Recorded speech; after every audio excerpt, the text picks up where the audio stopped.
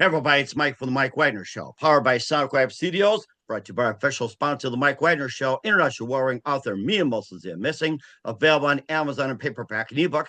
Coming soon, Missing 2, Double Expense, Double of Fun. Check it out on Amazon. Also brought to you by a sweet psalmist by Serena Wagner, based on the life of David, including 30 exquisite pains and King David Psalms. Amazon.com, keyword sweet psalmist Serena Wagner. And check out the Mike Wagner Show at the MikeWagnerShow.com. Also on Spotify, Spreaker, Anchor FM, iHeartRadio, BitChute, Rumble, YouTube, Apple Music, and more. Make sure you check it out today.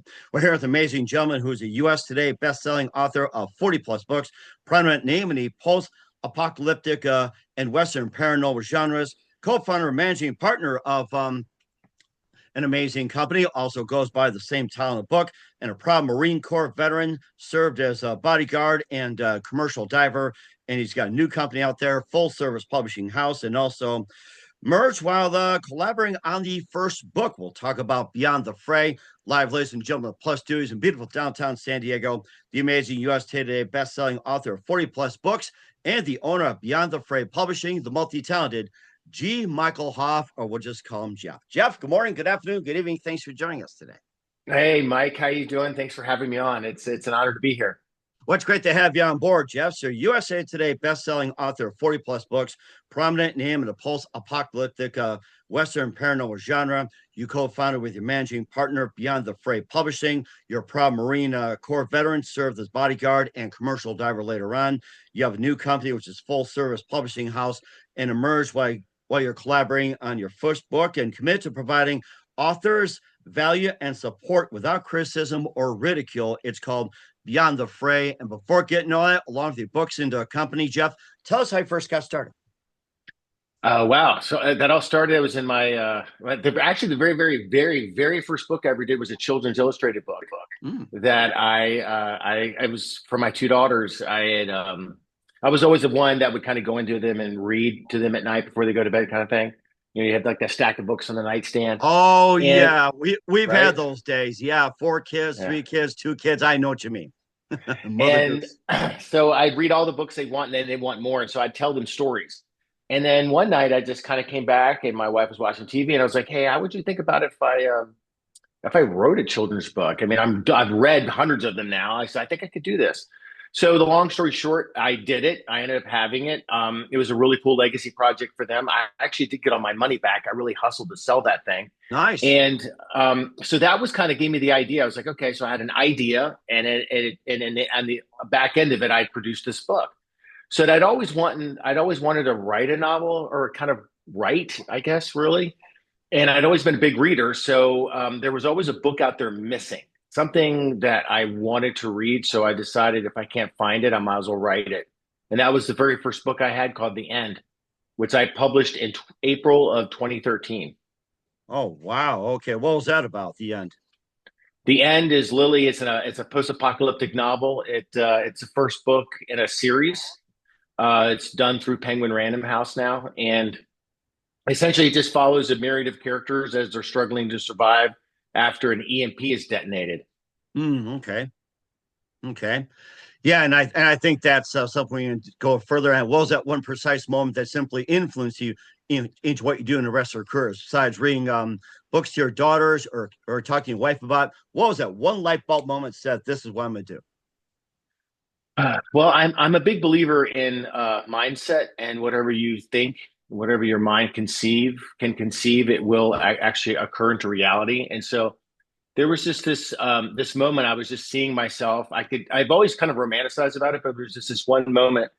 I was sitting down and I was actually just kind of writing the book. And then you get in these moments when you're doing something that's really big like that. It's not Mm-hmm. something you just do and 5 minutes later it's done. It's something that just takes time. And you're like, oh my gosh, what's going to happen at the end of this year? Is this really going to happen? Should I continue to do this? And those doubts definitely enter people's minds, right? And I just sat back. I could see myself like doing book signings. I could see people around the world reading the book and I had that vision. And I was like, this has to be done because this is going to occur. And I just kept pressing at it. And the end of the day, so to speak, the book went on. The first book went on and did incredibly well. I quit my job at the time, and then that turned into creating the second book. And then I got a big deal with Penguin Random House, and that kind of set the stage for my career. But Oh I my, just, again, in doubt, it was the idea, to answer that question, in doubt, when I had doubt, I just believed in the visions I was having, kind of, so to speak. Not visions like woo woo, but just I could see myself doing this. right. So it And kind of plays in your head in a sense, right? And you're like, this is what yeah, I'm gonna do. Here's what I'm dreaming of. Here I'm gonna do this, and yes, that's adoring it. fans, everything. It's all in your head, but you don't. And not, now we'll get it on paper, but it's been all in your head the whole time. But want the right moment to come out, or it's having trouble coming out. Yeah, that's exactly it. It's playing in your head. And then, of course, again, when you're taking on something that's really big, that takes months and months to do, you can run into those moments of doubt. And this is where your dream has to be bigger than that fear.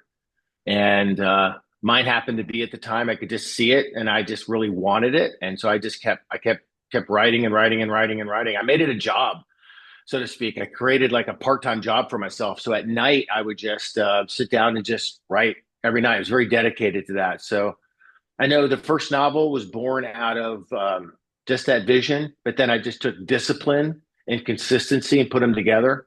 And so many words each day added up to a full-length novel over time. Oh my gosh, that's so amazing. We'll cover that book in just a second. Who are some of your favorite authors and writers growing up? Or your favorite books? Well, I was always inspired by Ernest Hemingway. I read him a lot growing up. I mean, everyone knows who Ernest Hemingway is. Kind of a revolutionary as far as writing. He kind of created a new form of American literature. And I was always a big fan of his. And I always liked kind of his life too. I mean, not some of the troubles he had and how his life ended, but just how he was a man that he's kind of a Renaissance man, so to speak. He was a guy that traveled around the world, did all kinds of exciting things, and then kind of wrote about them, really. And that's why you get kind of this realism in his books, is that he had been there, done that, as they say. That's what we say in the Marine Corps, been there, done that. And Mm-hmm. he was that guy, whether it was the Spanish Civil War or World War One as an ambulance driver, or down in Cuba, kind of on a fishing boat. So he'd done all these incredible things, and then you could feel that in his words. So he was clearly a big inspiration for me. And not that I'm ever going to be the talent that he was, but definitely Ernest Hemingway. For Whom the Bell Tolls is kind of one of my favorite books. Mm-hmm. How about some of your other favorite books or favorite authors? Well, I like George R. R. Martin, just for the fact you Game of Thrones, fame, not the show. Although the show's good, I'll say it's been a decent adaptation. Um, I like his style. One, I love how he world builds. And that's something that storytellers and authors have to really get into, because when you're creating a book, you are creating a world. And then when you get into like fantasy or science fiction, the world building is really grand. I Mm-hmm. mean, when you get into fantasy, you're just creating just magical worlds or worlds in another universe or parallel universe or whatever like that. And then in that world, there are rules to that world, and the physics might be different and things like that. So his world building in Game of Thrones is incredible. Um, probably not on par with with Tolkien. Like Tolkien created an entire language for the elves and things like that. Like I he went noticed that. I remember deep. reading his books and watching. Yeah. Oh, amazing. Yeah, and so that's I find fascinating. So I like Tolkien as well, but I like Martin. And what I like about what George did was the how he wasn't afraid to take a primary protagonist and kill them off. And that was something. And what I liked about it showed that he had created a cast of characters that are also anchors for the book, and for the story itself. So if you didn't take out the main protagonist, and then there was no other supporting cast, so to speak, that could hold the story up, and it would collapse in on its own weight. And so he has this really good way of, again, world building, and then just creating characters, and as well as putting readers on the edge of their seat, unsure and anxious about what's going to happen to their favorite characters, because he's not afraid to kill them off. Mm-hmm. Right. And also made me think of C.S. Lewis as well, too, with Yeah. the Narnia series along those lines. C.S. Lewis, one of my favorites. Yeah, C.S. Lewis is great. One of his nonfiction books is one I read years ago, Mere Christianity. I thought that was a fascinating read as far as his journey to essentially prove that God didn't exist. and then, and then, that journey kind of where he ended up. It's, yeah, C.S. Lewis is another fantastic writer. I mean, and here we are talking about him. Clearly, these are writers that are long gone, but their works are a legacy, and we're still talking about them today. You also had a journey yourself, like with Hemingway, that you've been U.S. Marines and you went into serve as a bodyguard and a commercial diver. I mean, you had a career journey yourself before becoming an author and owner of a publishing company. Yeah, again, that goes back to that Hemingway. I kind of was reading Hemingway a lot in high school, and I kind of romanticized the adventures he went on. And I had really good grades. I could have gone on to college, but I just had this itch. I really wanted to see the world. I just really wanted to get out there and do. I wanted to get outside the classroom, and I wanted to see what the world was all about. Kind of touch it, feel it, taste it, smell it. Mm-hmm. And I thought the Marine Corps, and I just didn't want to go get a job. I wanted to do something that was a part of something bigger than me. Right. Uh-huh. And so the Marine Corps offered that, and I wanted to go. And so I just didn't want to go into any job in the Marine Corps. I wanted to be part of an expeditionary force. So I joined the infantry as well, and I did it for 6 years. And I traveled a lot. I saw a lot of interesting things, 3 deployments, combat, and yeah, I went everywhere. And it was an incredible experience. I met a lot of good men, and but then when my time was up, it was up. But I still had the itch for adventure. I wanted to do some other things. And then I went from there into commercial diving, underwater construction work, oil fields, things like that, Gulf of Mexico. Nice. Yeah, and that was quite an adventure. They don't make a lot of money, by the way, so I don't believe all the hype. They don't. You don't make a lot of money. There's like 1% of those guys that make money. Other than that, you're just working your ass off for not a lot. And it was actually I almost died doing that job. And I was like, come on, I'm not making that much. I'm not making that much money. And so I had an opportunity to interview for an executive protection firm.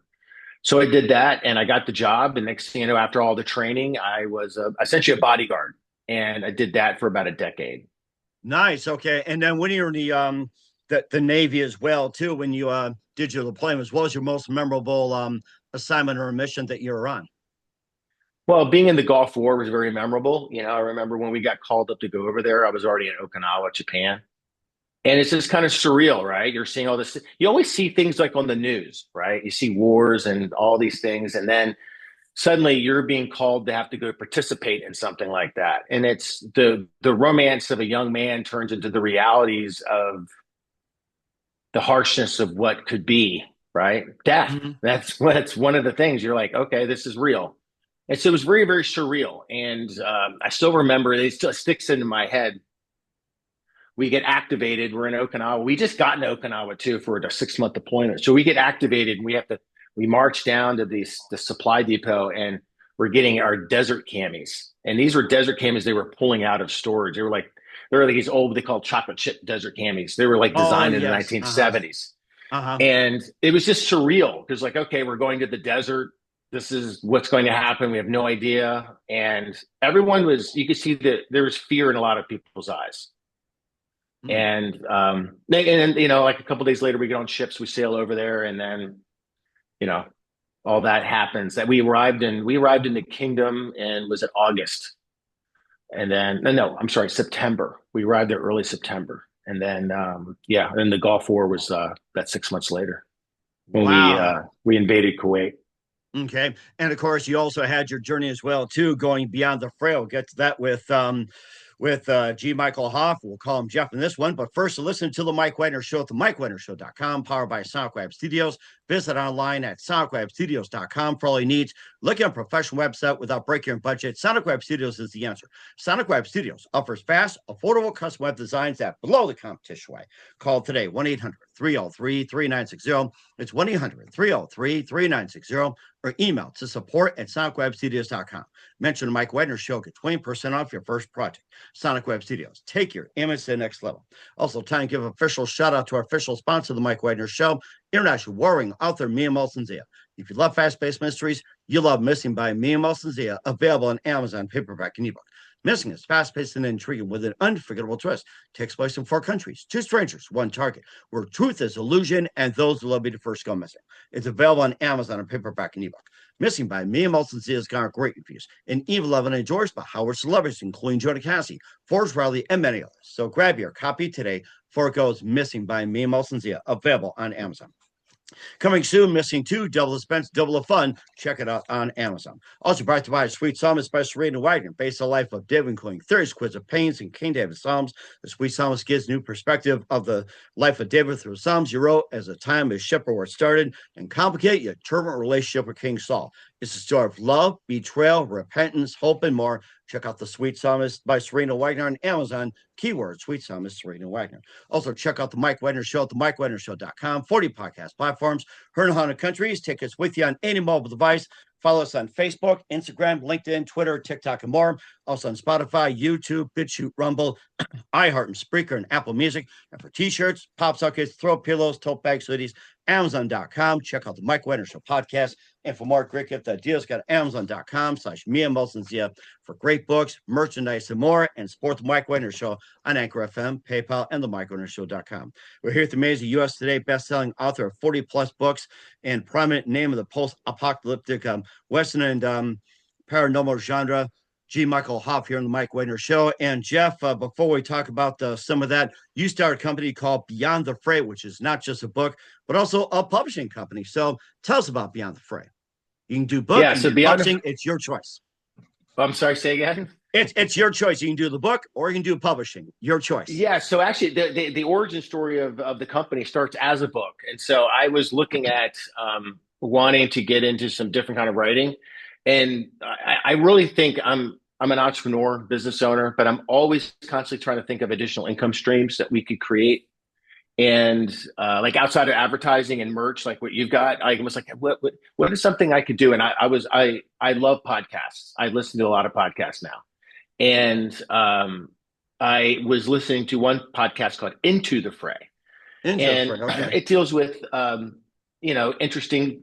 It's Shannon. She's my former partner. She's the co-founder of Beyond the Fray with me. And I was listening to her show. Love her show. She's still doing it. She's one of the top when you get into paranormal and interviewing people that have had first-person encounters with strange and mysterious, the supernatural, so to speak. And I was like, because it was people telling their own personal encounters, I was like, this could make for a good book. So I reached out to her. It's like, hey, how would you like to flip the content? That's what I call it. Essentially taking podcast content and turning it into a medium and shifting it to a different medium, to a book. And she thought it was a great idea. So that was kind of the birth of Beyond the Fray, the book. We have Beyond the Fray Bigfoot, which has Bigfoot stories, and then Beyond the Fray Paramalgamation, which is a mix of the different supernatural stories from guests that she had on her show. Mm-hmm. And after we published that first one, a lot of the people that are in that space, in paranormal, supernatural, UFOs, cryptids, all that, because she knows a ton of people reaching out to her like, oh my God, how did you do that? What's going on? And she realized there was an opportunity. I realized there was an opportunity. There was a group of people that sometimes can feel stigmatized about putting their books out. There's a lot of people have a lot of opinions about a lot of things. A lot of fear, a lot of fear, a lot of like hold back, whatever it is, fear, failure. Yeah, I understand. Yeah. And so I was like, I said, I've got the expertise. I know how to produce a book. I'm really good at marketing them. And then, but she has the connections in that space. Because I think when you do a publishing company, you should niche down. You should find a genres that are kind of similar and you go into that. You just don't publish everything for everyone because you can't service the book correctly. And each type of genre and whether it's fiction or nonfiction, are completely different marketing. It's not the same thing. And so she knew a lot of people in that space. It's like, why don't we just create a company? And that's how Beyond the Fray Publishing was created. Again, she's got Into the Fray, her podcast, which it's not affiliated at all. So we just kind of tweaked it and made Beyond the Fray, and we thought it was a really cool name. So we started it in November of 2019, and then was at mid last year. I bought out her interest in the company, so I own the company outright myself. although she is always still near and dear. We talk quite a bit, and she is still the co-founder of the company and always will be. Um, so yeah, we publish. God, we've got how many titles out now? I think we've got close to 150 titles and dozens of authors, and we publish nonfiction in the spaces of paranormal, cryptids, UFOs, ancient mysteries, true crime. Oh wow, okay, and also Western as well too. And Yeah, well, we don't do westerns. No, I not don't. Yeah, anymore. Okay, all right. no, we don't know. I actually write westerns. Okay, all right. Yeah. Okay, so I just want to get that clarifying as well too. And the first book you wrote about the end as well too. And tell us about the end and what exactly first inspired you to write about the end. Yeah, so The End is my very first novel for me as the author G. Michael Hopf. By the way, real quick, I'll just add in the reason it's G. Michael Hopf versus Jeffrey Hopf is because my very first book was a Children's Illustrated book. That was under Jeffrey Hopf. And when I wrote The End, I was thinking at the time I was probably going to go on and do more children's books. And I didn't want to, excuse me, I didn't want to like muddy the waters between the two. And you got Children's Illustrated and you got gritty, raw, violent, apocalyptic. I didn't want those two to kind of mesh.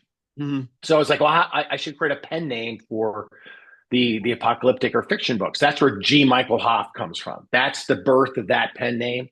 So it can be very confusing to people. And so, like I said, I was reading a lot of apocalyptic fiction at the time, and I couldn't find that one book that I really wanted to read. One that was like really deep plot, had lots going on. I'm sorry, excuse me. And then, so I said, if I can't find it, I might as well write it. And that was the birth of that. And that book follows a myriad of characters as they're struggling to survive after an electromagnetic pulse weapon is detonated. And it kind of follows a group of characters that are in San Diego, specifically like suburban civilians.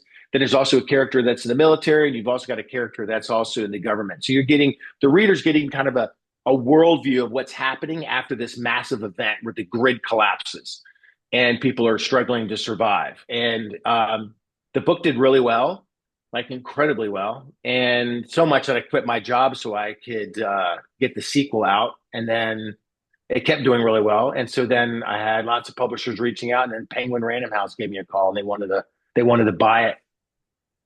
Oh and my! I sold it. Oh my gosh, you had a lot as well too, and part of the New World series. You also had The Long Road and Sanctuary. You didn't talk about that. Yeah, so Long Road and Sanctuary are just sequels in the series. So the New World series, The End is the very first book in that. It's a 7-book series. You've got the sequel is The Long Road, and then Sanctuary is the third book, and then there's 4 more books after that. That comprises that series, the New World series. Sold lots of copies of it, done very well. It's been translated into multiple languages on audiobook, ebook, paperback, you name it. It's in Barnes and Noble, other bookstores, so to speak. And then, so then I went from that. The series does have some spinoffs as well. And then from there, I finished that series up, and I started writing some other types of apocalyptic fiction, kind of different scenarios, things like that. Hmm. And then I got into Westerns. Oh yeah, yeah. Get more into westerns as well too. I think we weren't sure to cover that, but yeah, westerns I think be pretty good. Maybe a western apocalypse. What do you think? So, well, you know what's interesting when you look at the Wild West, the West is kind of what our world would go to if the grid collapsed, right? So if you have the grid collapse from either a CME or an EMP or a malware attack, whatever, but if you have the grid collapse and all kind of everything we know today. The infrastructure is powered by electricity. If you get rid of electricity, we're essentially in the Wild West. Right. Yeah, that makes sense. Yeah. We'd be going on horseback. You'd be trying to dig for gold, dig for oil with pickaxe and everything. And then you try to pick for water, and you would have like gunfights trying to settle. And money is probably maybe rare gold or even bartering everything. And the saloons would be back in fashion too. Yeah. Things of value like paper money eventually could not become worthless. Because if you look at our currency today, it's a fiat currency. It's built upon confidence in the money and the system in itself. And so you remove that that confidence, then what becomes a value, right? And what becomes a commodity? And you can look at gold and silver, precious metals and gems could become a commodity for selling or buying. Um, then you've just got resources become a commodity, whether that's food or water or ammunition or firearms. These are things that are built around what are you trying to do then, right? In a collapse, what becomes things kind of get distilled down to the basic needs for survival. You That don't need to makes worry sense. about when you're going to get your nails done or your hair done or your car washed. That stuff's out the window. Now you're just worried about, am I going to be able to eat? Am I going to be able to have water? And so that becomes the main focus. That becomes the resources everyone goes for. And therefore, then those become very valuable, as do the means of protecting that. So that's why firearms become very, very important in a collapse or grid down scenario, because there are going to be people that don't have the resources or want to hoard the resources, or they want to get your resources. And so you have to have a firearm becomes a tool that's available to you to protect yourself and your family and your resources for survival. So there's a Mhm. lot, in a collapse scenario, you can look at skill sets become valuable. So you as an individual become a value to your group or other groups. If you're a doctor, if you have medical skills, if you know how to grow, if you're into you know how to harvest, you know how to you know how to hunt. So all these things again become a commodity in that environment. Um, in today's world, right? I mean, lowing, the skills for survival are completely different than the skills for survival that are valuable in that kind of world. So if we ever go to that kind of world, there's gonna be a lot of human resources people out of work, and as well as writers and podcasters. We won't have much to do. Well. Then again, back in the day too, go to Renaissance, you'd be herald. It's like, hear ye, we have the news, or like, extra, extra, read about Yeah, it. you Or could be a just crier. That's what they called them. I think the they were called criers, yeah, criers. criers, Yeah. heralds, and of course, go to Greek mythology. Mercury was the god of communication. Delivering message. Ah, You have a that's messenger service, and then of course you try to find trees and try to make paper, everything, what. or go way back. It's like the stone tablets. You go further back. Yeah. It's interesting. I have had an idea, like I've got, but my computer's filled with lots of like many half-written manuscripts or ideas. I did have this one kind of an interesting idea. It was kind of an apocalyptic hellscape, and very few people are left, and people are always hungry for news, hungry for information, and it follows a character that is kind of going around. But then, so I had that written, and then no shit. Tom Hanks has a movie about that then that came out like a Oh, couple that was years later. Castaway, right? Castaway. No, the one where he I think it's a post Civil War, he's in the West and he's traveling around and he's reading newspapers to towns Hmm. so they have up-to-date information. I think it's called Stories from the World or something like that. But I had an idea and I jotted it down like God, 10 years ago. I said that would be kind of a cool story of this guy just traveling around and he has information and how I was going to do it. He does it to bring hope to people, but the end result for it was that he was just lying, that the world is dismal, there is no hope. But his whole thing was, so he was essentially a he was giving fake news to everybody. Or like PT Barnum back in the day. It's like a sucker's born every minute.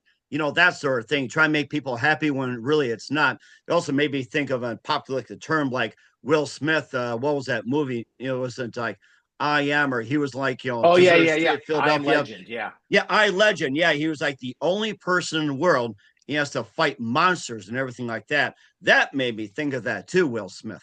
I Am Legend. Yeah, by the way, that was adapted from a book that was written in the 1970s, I believe. And the book is fantastic. I mean, by the way, I thought the adaptation was decent too.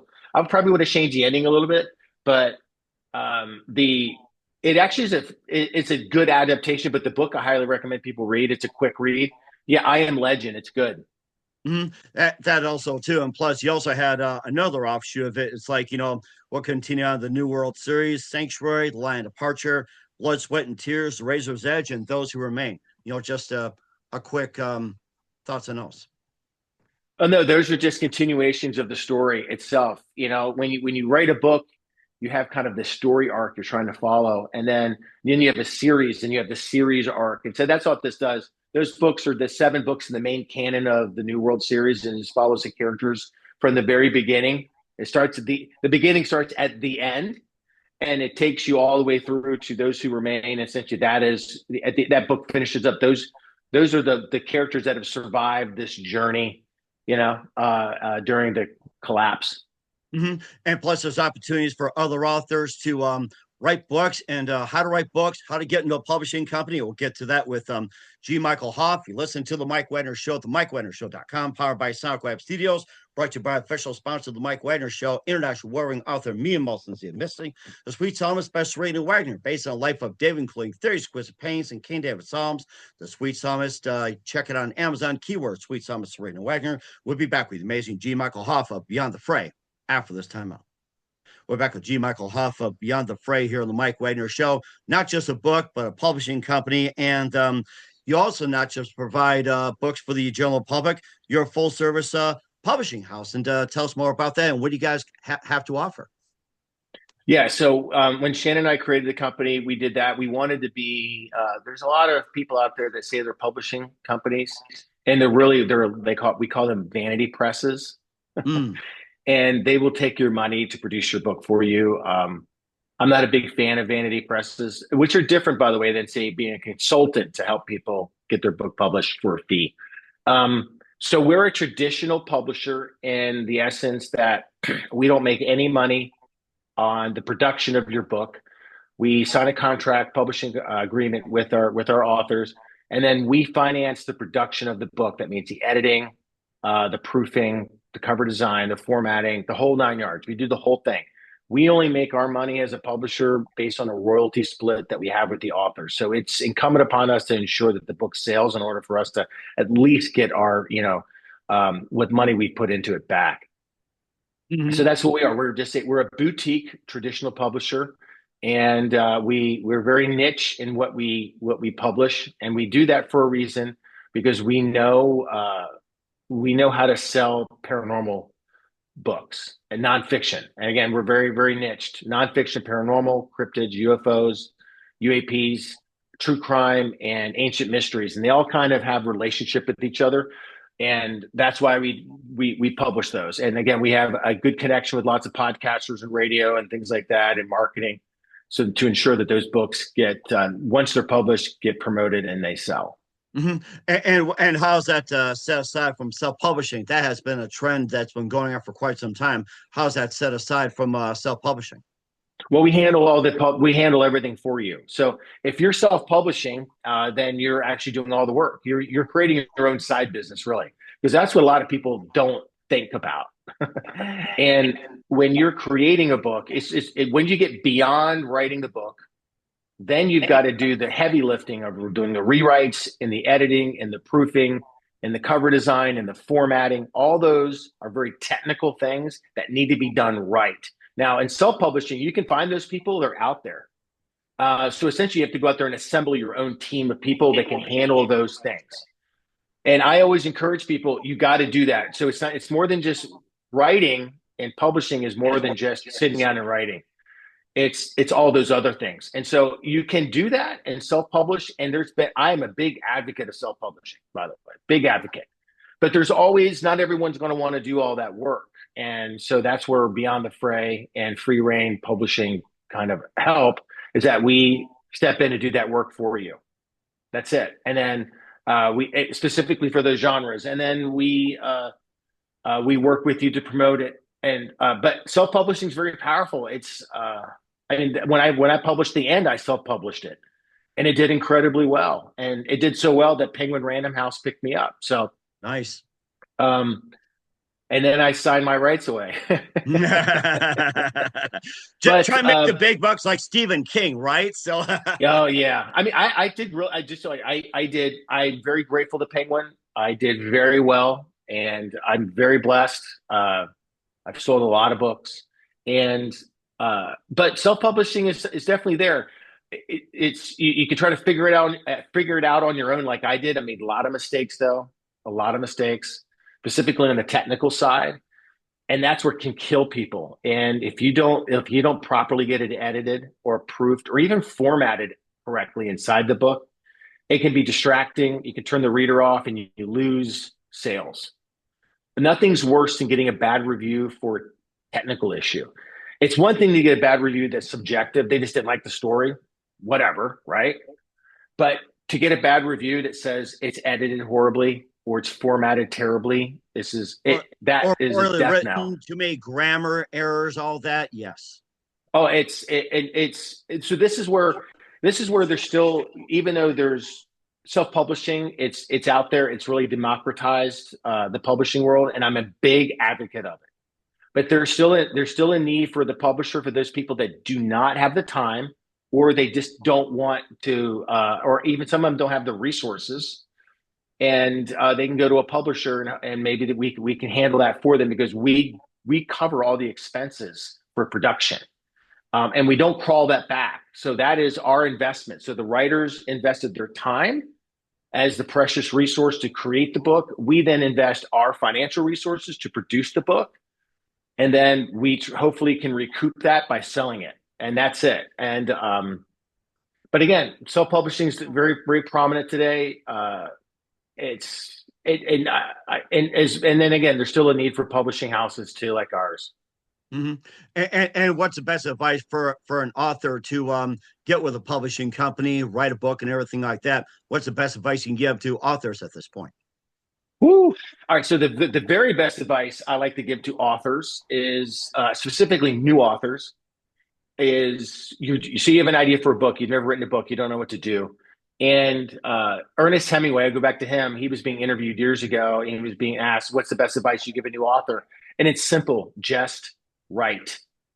So many new authors will find themselves, they want to write a book, and they decide, oh, I'm going to go ahead, and before I do that, I'm going to take 6-month creative writing class, or I'm going to get a degree in creative writing, or I'm going to do this, or I'm going to do that. They start setting up these obstacles in front of them when all they need to do is just sit down and write the book.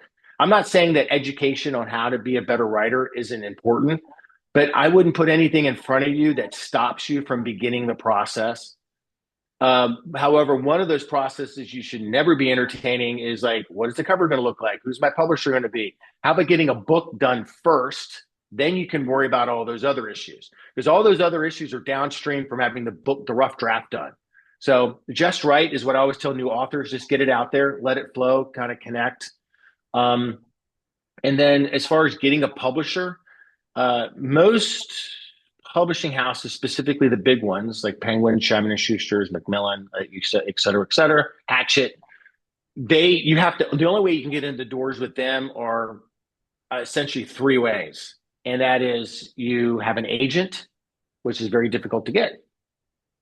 And you could do what I did, is self-publish and have the book take off, because they actually scour the Amazon rankings. I believe it. And they see who's selling, and they go, let's take that person. Who's selling, who's not represented, let's take them down. It's actually a win-win for them, versus them getting a new author from an agent. They have no idea whether that's going to sell or not. They have zero clue.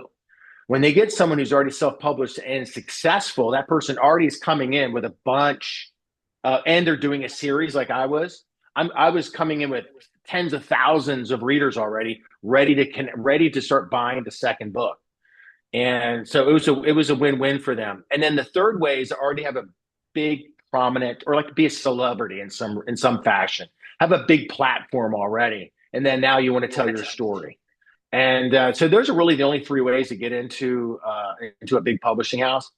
And again, getting an agent is very difficult. So it's really the only road for most people today is to go the self-publishing route. And therefore, think of it as a business. I highly encourage that. It's not a hobby. It has to be you have to think of it as a business, because then when you have that thought in mind, you'll do everything correctly to make sure it's successful. Mm-hmm. And I think those are really good advice as well. And where can we find your works, and how do people get a hold of you, Jeff? Yeah, just go to gmichaelhopf.com. It's my website. It's the best way to find all my books, and you can contact me from there. And also Beyond the Fray Publishing? Yeah, Beyond Free Publishing is beyondthefraypublishing.com. We want everybody to check those out. Once again, with the amazing author G. Michael Hopf of Beyond the Fray Books and Publishing Company here on the Mike Wagner Show. And Jeff, just a few more things. What else can we expect from you 2025 and beyond? I'm dabbling in a lot of things right now. I've got I'm gonna I had a I'm trying to have I'm trying to have phrases. I'm just dabbling a lot and leveraging AI, creating some adjacent companies that will kind of help writers. And I'm kind of into that space right now. I can't go too much into it. I'm doing some translation stuff. And so I've just got some other companies I'm working with. I'm a big believer in AI. I think if people aren't leveraging and using it, they're going to get left behind. Mm-hmm. For those who remember the beginning of the internet, so if this was a year, this would be 1994, 95 in comparison where AI is going to be. So if you look at 94, 95, look where we are, look where the internet's brought us today. So go 30 years from now with AI that's growing at an exponential rate. We could be looking at a completely different world in 5 years for a lot of different people. And if you're poo-pooing AI, you're making a gigantic, colossal, and maybe professional mistake. So I'm really leaning in a lot and creating adjacent services and companies that deal in the AI. One is in translation. I think that's been the big one right there. And make sure it keeps up to date. And who do you consider biggest influence in your career? So actually, this will be kind of a surprise to people. I know, like I talked about Ernest Hemingway, but when I was looking for someone who inspired me to write my first book, it was Stephanie Meyer. Okay. That is the writer of Twilight. I know. By the way, Stephanie, I'm sorry, I didn't read her books. I saw the movies years ago, but I was reading her story, and this is what inspired me. Her story of when she started out, and very busy mom, lots of kids, lots of stuff going on, and so she decided that she would tackle writing the very first book just like, and I modeled it. So at night when all the kids were in bed and everyone, she had the time, she blocked out so many hours a night and very disciplined, very focused, sat down every night and would write. And then eventually she had the book. And so I was really inspired by that. So I literally modeled exactly what she did. I sat down at night when the kids were in bed and the wife's in bed.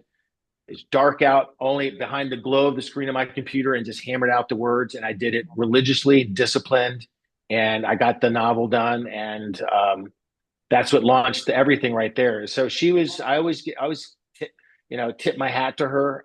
She was an inspiration, and she's done incredibly well. And I find that inspirational. I love that. I love people that have a dream and they go after it. And I think that's great as well, too. And what's the best advice you can give to anybody at this point? Not just offers, we call that anyone in general, best advice. The best advice I would always give people is going back to our mindset and how we think. And that is when something happens in your life, most people tend to look at the worst case scenario. I don't do that anymore. I've trained myself. And I'll say this, only see this one. I'm going to say only see in your mind, only see what you want to see. Don't see what you don't want to see. Only see what you want to see. And only focus on that dream. And that's what I did when I was having the vision about being a writer. I never saw failure. I only saw myself doing book signings. I saw in my mind people around the world reading my book. That's all I saw in my mind. Didn't see anything else. Didn't see time wasted. And if I did, I pushed it out of my mind and would go back to that vision. So only see what you want to see. And I think that's great advice as well to all the writers and everyone included. With the amazing multi-talent G. Michael Hopf of Beyond the Fray here on the Mike Wagner Show. Jeff, a very big thank you for your time. You've been absolutely fantastic. Learned a lot. Looking forward to having soon. Keep us up to date. Keep in touch. Glad to have you back. And what's your website? How do people contact you? Where can people purchase, check out your books, your publishing company, and more? Yeah, so again, just go to gmichaelhop.com for myself. For Beyond the Fray Publishing, it's beyondthefraypublishing.com. If you're an author of those kind of genres, you can submit. We are open for submissions. So you can submit your manuscript for us to review it. And then all my books are on Amazon. Many are at Barnes & Noble, so check them out. We will certainly do that as well. Once again, Jeff, a very big thank you for your time. You've been absolutely amazing. Looking forward to having you soon. Keep us up to date. Keep in touch. Love to have you back. We wish you all the best. And Jeff, you definitely have a great future ahead of you. Thanks, Mike.